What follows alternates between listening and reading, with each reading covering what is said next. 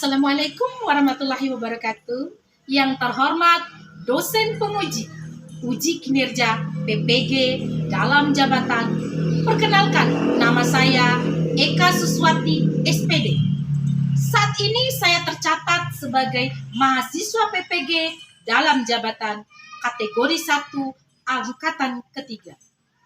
Jurusan Pendidikan Sejarah tahun 2023 di LPTK Universitas Negeri Malang dengan nomor peserta 20.00667049. Hari ini, Rabu, tanggal 6 Maret tahun 2024, saya akan melaksanakan kegiatan praktek mengajar dalam rangka penilaian uji kinerja di SMK 3 Kota Bima, Nusa Tenggara Barat. Dengan materi masuk dan berkembangnya agama Hindu-Buddha di Indonesia pada siswa kelas 10 dengan menggunakan model pembelajaran PJBL. Untuk lebih jelasnya, silakan disimak video pembelajaran saya. Akhir kata, saya ucapkan terima kasih. Assalamualaikum warahmatullahi wabarakatuh.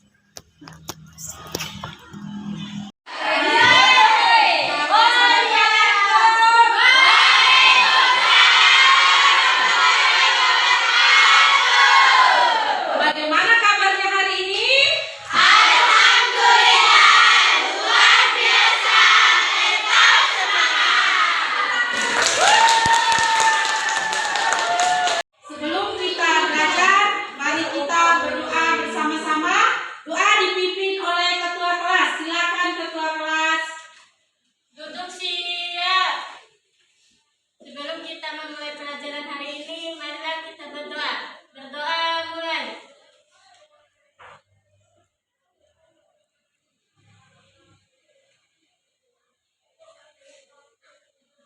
Berdoa selesai. Ibu absen ya. Ya,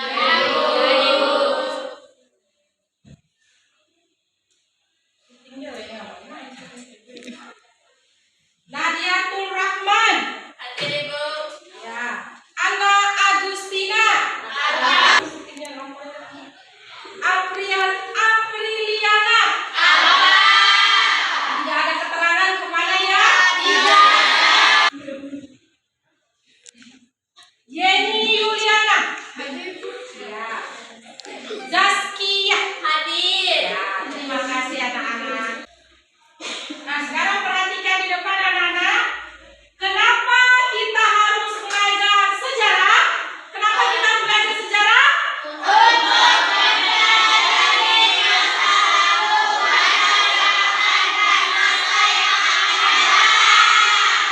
Kenapa kita belajar sejarah? Untuk mempelajari apa tadi? Iya, untuk belajar masa lalu.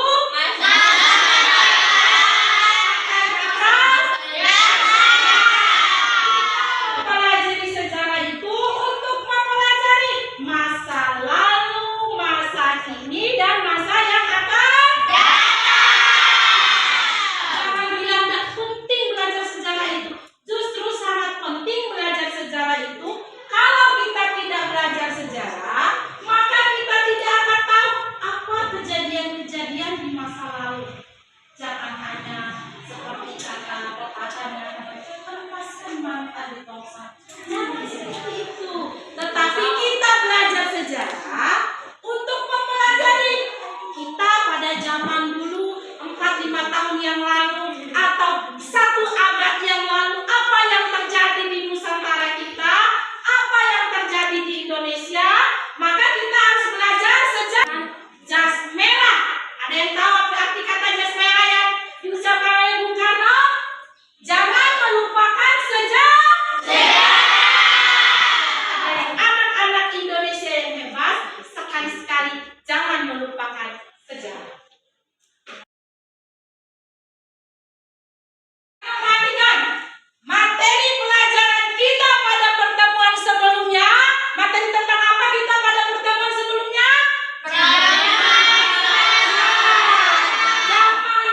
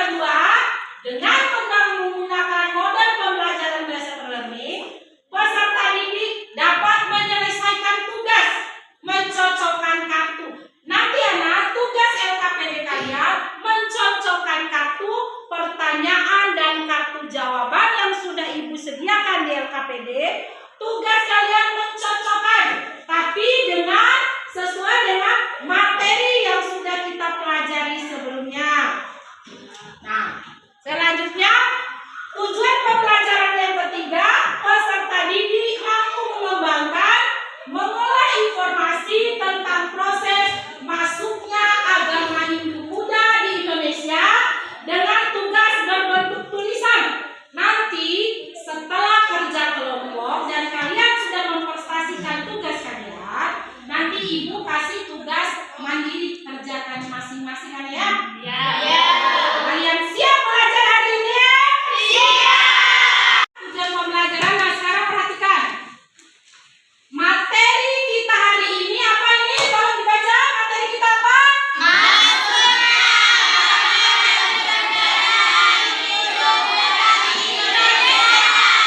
Hari ini kita belajar tentang masuknya agama Hindu Buddha di Indonesia. Agama Hindu dan Buddha di Indonesia. Seperti tadi Ibu katakan pada awal gambar tadi, di situ ada candi. Candi itu biasanya untuk tempat beribadah umat agama Hindu dan Buddha. Agar kalian lebih tahu materi kita hari ini, Ibu akan putar video pembelajaran. Tugas kalian mendengarkan dengan baik,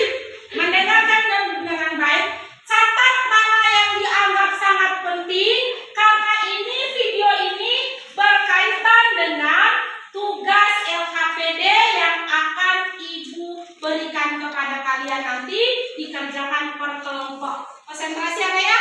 Terus? Ya. Ibu sekarang perhatikan video ini sebagai rujukan kalian nanti ya untuk mengerjakan LKPD. Catat mana yang dianggap perlu dan sangat perlu. Siap.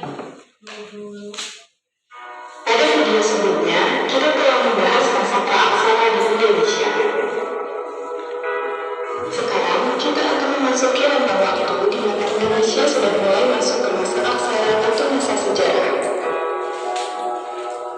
Awal dimulainya masa sejarah setiap bangsa dan negara berbeda-beda, tergantung dengan artefak tulisan tertua yang ditemukan di negara tersebut. Di Indonesia sendiri, artefak yang memiliki aksara muncul pada masa kerajaan Hindu Buddha di Indonesia. Agama dan kebudayaan Hindu Buddha mulai masuk ke Indonesia sekitar abad ke-3 Masehi. Sebelumnya, masyarakat Indonesia masih menganut animisme dan humanisme. Animisme yaitu kepercayaan pada roh nenek moyang yang membuat suatu benda. Sedangkan humanisme yaitu kepercayaan pada segala sesuatu yang memiliki perangai. Ini sesuai dengan tugas LKPD kita nanti. Bertempat erat dengan hubungan berbahasa Indonesia dengan Cina dan India. Sambil berdagang, para pedagang asing berbagi agama dan kebudayaan Hindu Buddha inilah yang memicu munculnya kerajaan-kerajaan bercorak Hindu Buddha di Nusantara.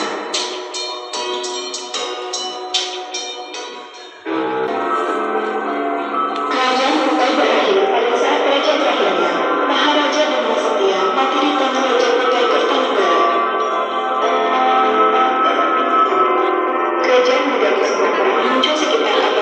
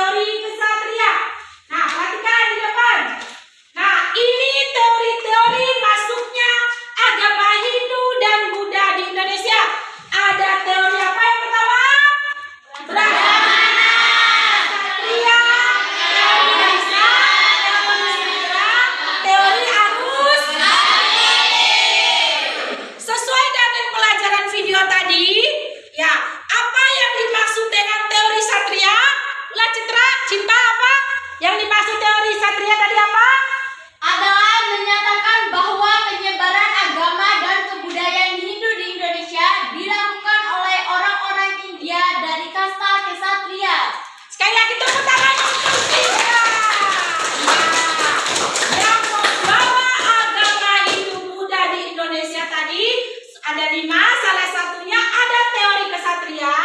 Teori kesatria itu dibawa oleh orang mana? Orang India. Dibawa orang India. Bukan hanya lagu acak-acak saja orang India bawa itu.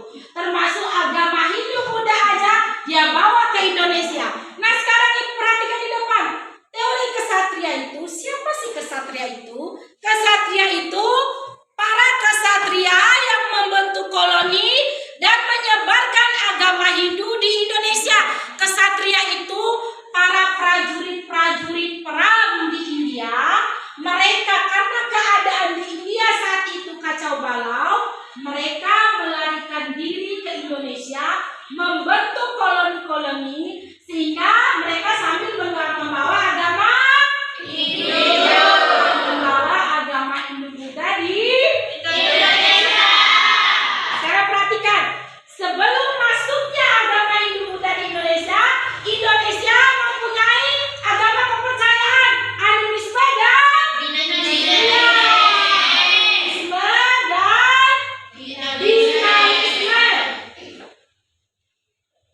Nah, siapa yang bisa menjelaskan apa itu animisme dan dinamisme? Siapa? Saya, Bu. Iya, siapa namanya? Jena. Iya, Jena. Apa yang dimaksud animisme dan dinamisme, Nak? Animisme adalah kepercayaan pada roh nenek moyang yang mendiami suatu benda. Sedangkan dinamisme adalah kepercayaan bahwa segala sesuatu memiliki kekuatan gaib. Iya, tepuk tangan untuk Jena. Iya, animisme dan dinamisme itu kepercayaan nenek moyang kita zaman dahulu sebelum agama itu masuk ke Indonesia.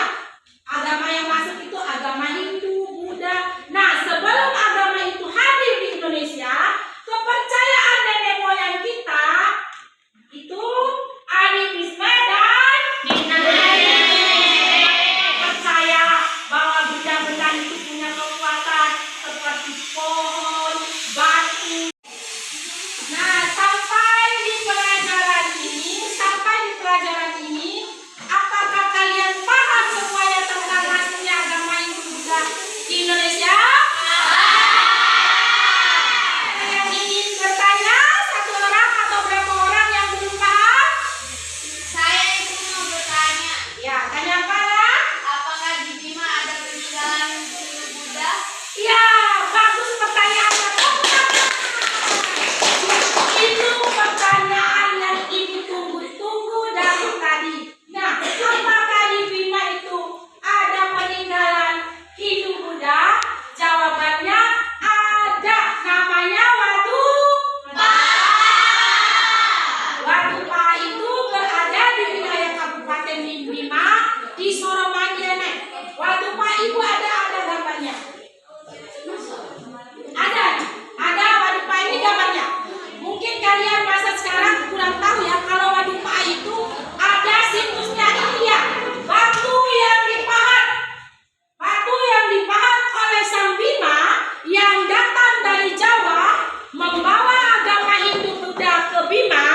Mereka masuk di pesisir pantai Soromandi. Soromandi itu ada di wilayah Kabupaten Bima. Karena dari sini kita naik bot baru sampai ke sana. Nah, ini gambar Wadupa itu. Situs yang dibahas oleh Sang Bima. Kenapa dinamakan Wadupa? Karena batu yang dipahat. Wadupa ini batu yang dipahat. Nah, menyerupai patung dewa, menyerupai patung dewa, tempat pemujaan. Nah, ini dia tempat pemujaannya. Mereka membuatnya dari batu yang berada di pesisir pantai itu. Makanya ketika kita masuk di pantai itu sudah ada gambar Wadupaan di pinggir pantainya. Jadi orang Bima pun walaupun dia tidak punya candi, orang Bima tidak memahat candi, tapi mereka ada peninggalan sejarah yang dipahat oleh Sang Bima, yaitu namanya Wadupa. Perhatikan. Tugas kita sekarang adalah membentuk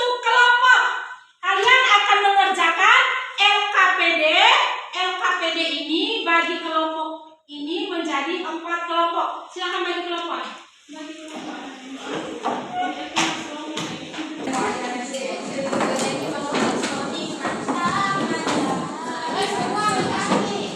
Sebagian nanti ada yang menggunting, ada yang mencari jawabannya.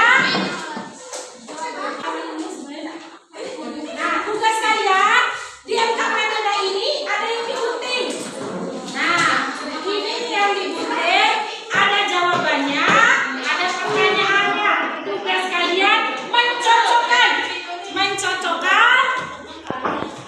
pertanyaan dan jawaban yang ada di MKPD ini. You understand? Yes. Oke. Nah, terus.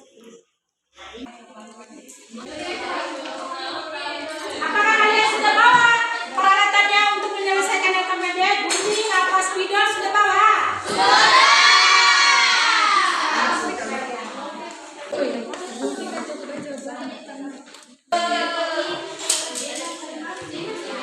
Nanti ibu nilainya ada nilai individu, ada nilai kelompok. Jadi semangat kerjanya ya. Iya.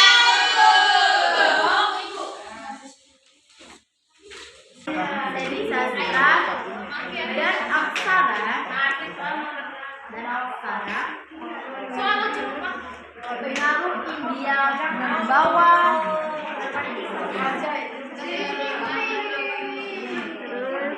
perkembangan seni sastra di Indonesia. Seni sastra di Indonesia aktif. Lanjut 4.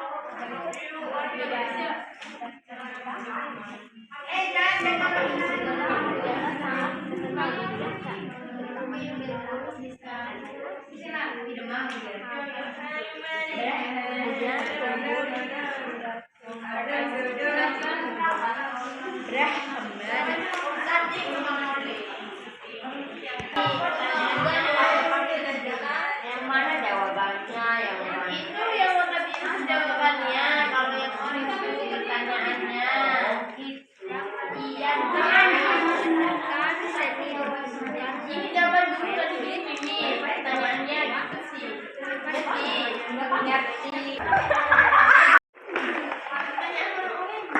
Ayo yang ini pertanyaan.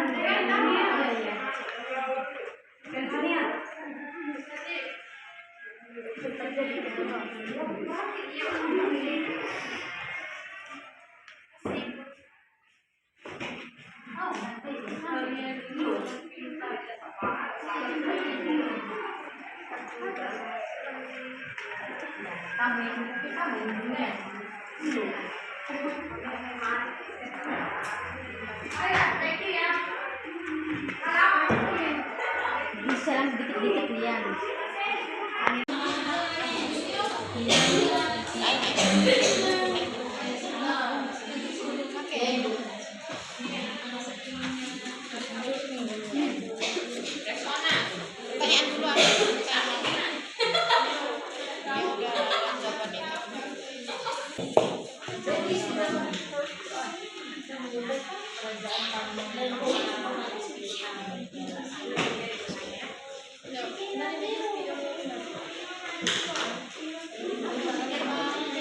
Mana yang tidak mengerti tanya ibu ya untuk penyelesaian KPD-nya.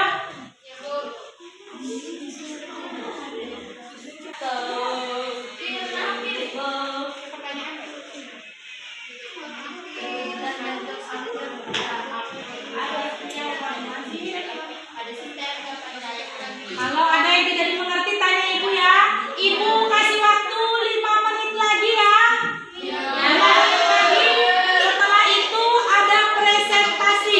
Kalian mempertanggungjawabkan apa yang sudah kalian kerjakan. You understand?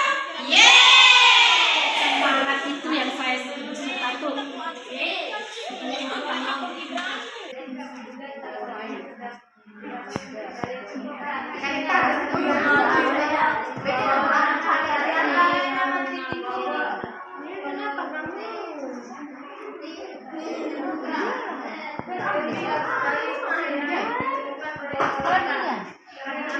Gimana dia? Apa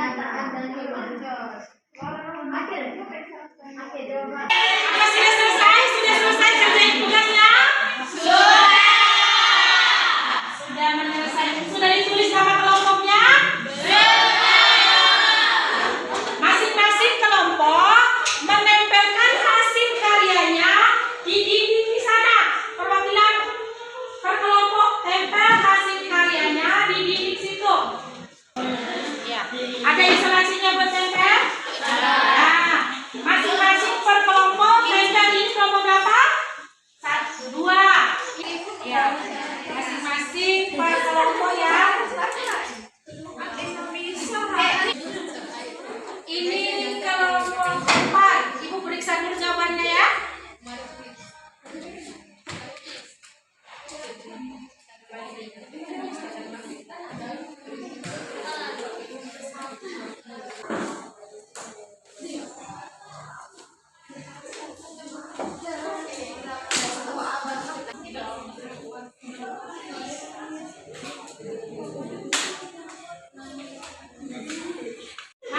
sekarang persiapan presentasi. Ibu akan memeriksa jawaban kelompok masing-masing. Ibu akan memberi nilai kerapian tugasnya, terus benar dan tidaknya jawaban. Akan ibu nilai kreativitas kalian menyusun jawabannya. Sekarang perkenalkan diri mulai dari kelompok 1. Assalamualaikum warahmatullahi wabarakatuh. Waalaikumsalam warahmatullahi. Kami dari perwakilan kelompok 3, saya Nur Rahmania, di sebelah kanan saya Junior Putri, di sebelah kiri saya Anisatul Fadila. Ini hasil dari kelompok kami. Assalamualaikum warahmatullahi wabarakatuh. Mulai konsentrasi. Kalian sudah mempresentasikan jawaban kalian. Sekarang kalian periksa kelompok teman kalian, jawaban dari kelompok teman kalian. Mencar perwakilan kelompok ini, mencar satu persatu ke kelompok yang lain. Laksanakan. Teman yang salah, bandingkan dengan jawaban kelompok kalian ya. Ibu kasih nilai. Kelompok 3. Iya, kelompok 3 apa? Ini yang agama Hindu masuk Indonesia dibawa oleh para pedagang India percetakan. Mana yang menurut kamu yang salah? Menurut dari kelompok 3, ini punya mereka ini yang salah. Apa soalnya Joshua? Soalnya adalah agama Hindu masuk ke Indonesia dibawa oleh para pedagang India. Pernyataan tersebut sesuai dengan teori. Seharusnya jawabannya Jawabannya apa yang benar? Ini jawabannya apa yang salah? Kita makan di desa. seharusnya jawabannya apa? Desa. Menurut kelompok yang lain apa ini? Apa jawaban temanmu ini benar? Jawabannya? Ada. Ayo, mana? Jawabannya apa? Jawaban kelompok berapa? Kamu dari kelompok berapa? Assalamualaikum warahmatullahi wabarakatuh. Waalaikumsalam. Nama saya Cinta dari kelompok 2. Di sini saya ingin menyatakan ini jawabannya salah. Kelompok berapa salahnya? Kelompok 3. Ya, apa yang salah? Ini jawabannya salah. Pertanyaannya apa? Dalam salah satu yupa pada prasasti Kutai tertera keterangan tentang silsilah raja-raja kerajaan Kutai. Berdasarkan keterangan tersebut, maka dapat disimpulkan pendiri kerajaan Kutai adalah yang benar jawabannya adalah Kudungga. Oh, iya. Terima kasih. Jadi, mana jawaban teman yang salah? Ini salah, yang ini yang benar. Oh, yang tepuk tangan untuk setelah kita selesai mengerjakan LKPD, apakah kalian masih semangat belajar? Setelah ini ada tugas individu, tapi ibu ingin kalian tetap semangat. Kita ice breaking dulu. Konsentrasi berdiri. Ayo berdiri, nak. Berdiri. Berdiri.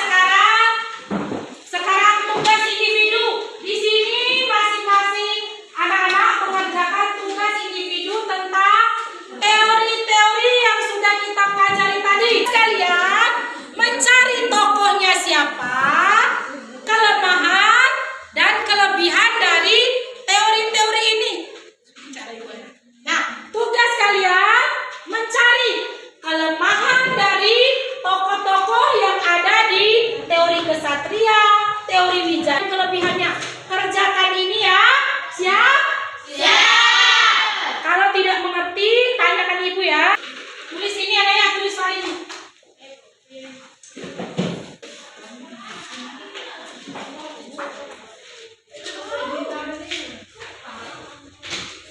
Sudah ada yang selesai? Sudah. Kumpulkan jawabannya di depan ibu. Dan ibu kasih nilai.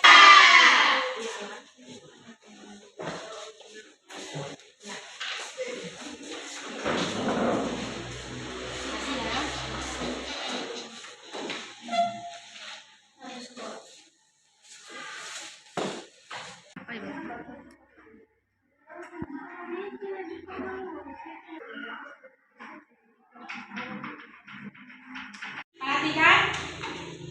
Nah, sekarang kesimpulan pelajaran kita hari ini. Oke, kesimpulan kita hari ini apa? Pelajaran kita hari ini apa? Ya, apa pelajaran kita hari ini? Tentang masifnya agama Hindu-Buddha di Indonesia. Ada 5 teori. Ya, teori apa saja? Yang pertama, teori Ya, Satria yang kita belajar tentang 5 satu. teori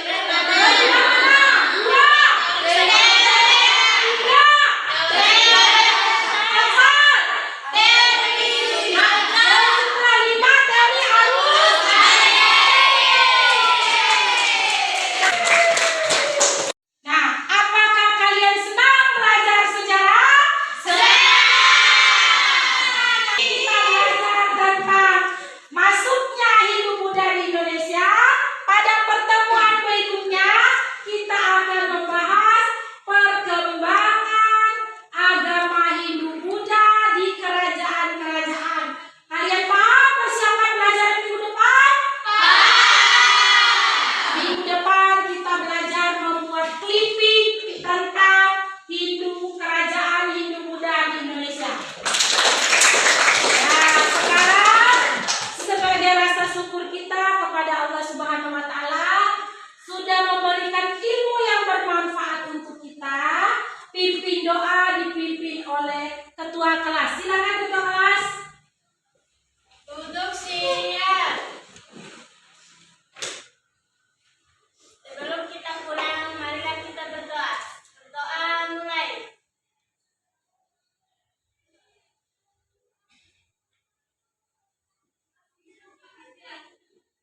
Berdoa selesai. Beri salam. Assalamualaikum warahmatullahi wabarakatuh. Beri hormat. Terima kasih, guru. Terima kasih juga kepada anak-anak hebat ibu yang sudah menjadi anak hebat menemani ibu belajar hari ini. Silakan pulang.